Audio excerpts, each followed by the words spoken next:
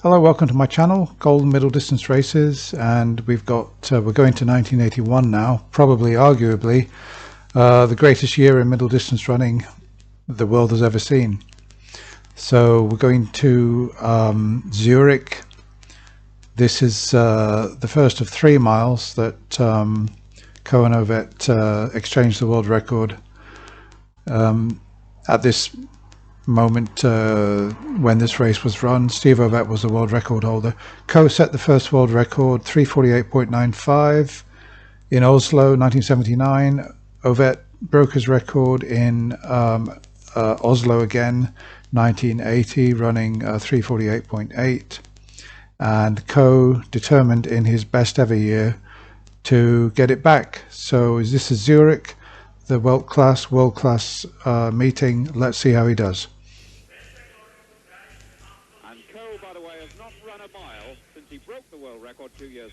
Yeah, can you imagine? Do you hear what David Coleman just said?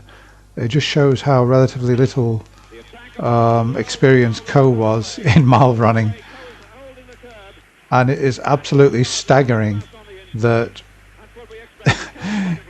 3 miles that he ran, he set a world record each time. I mean, who in history has done that? 3 consecutive miles and he set world records. So the world-class games, this is a stellar field. Coe, Cram, Steve Scott, Boyd.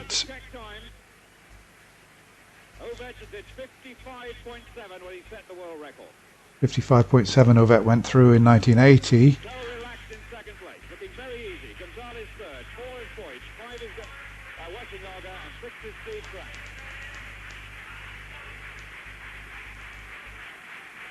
Coming round to the end of a vital first lap, and there's Slow, 56.13, outside a world record pace, but it may not be too disastrous if they put it in. Actually, that's really not a bad time to be chasing a world record. I've been on record saying that Coe wasn't giving good pacemaking.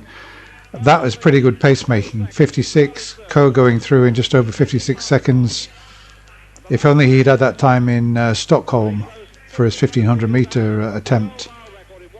It's a beautiful first lap, I would say, from the pacemaker. It's not slow at all. It's slow in comparison to what Ovett ran, of course, just marginally, but it's still spot on, really. Anything between 56 and 57 for a first lap.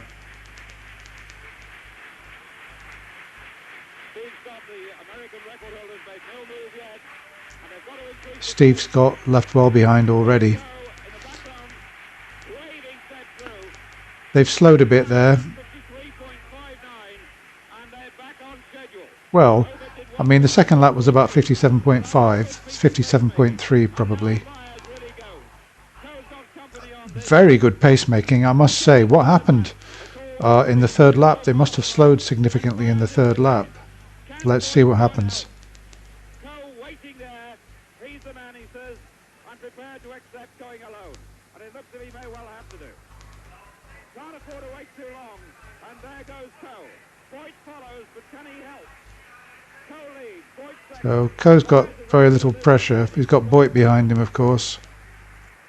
He's looking fairly reasonable at this point. Let's see what the time is on the third lap. So I seem to remember he struggled on the last lap a bit on this race.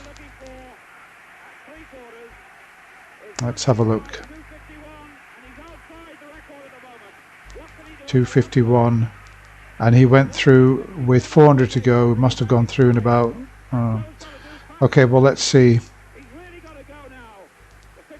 I mean, we're used to seeing him like 20 meters ahead, 25 meters ahead of the rest of the field, but well, he's still got a good 10 meters there, and he's pulling away.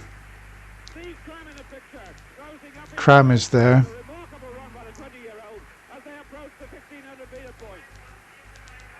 But let's see what he goes through 1500.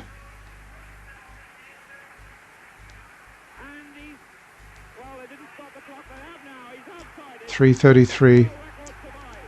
I believe that Ovett went through in 3:32 something.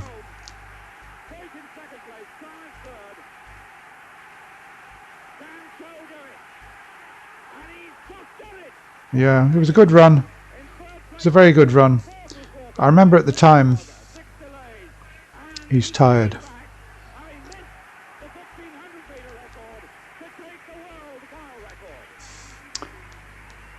I remember watching this race and there was some feeling of disappointment, oddly enough, which seemed amazing because, you know, he's reduced the world record there by, what, 0.25 seconds roughly.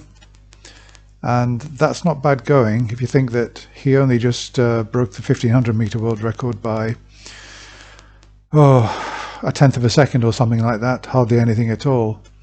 So I thought that was a very good run, really, and actually I thought he had very good pacemaking. Given that he had quite good pacemaking there, I'm surprised that he didn't get a better time out of that.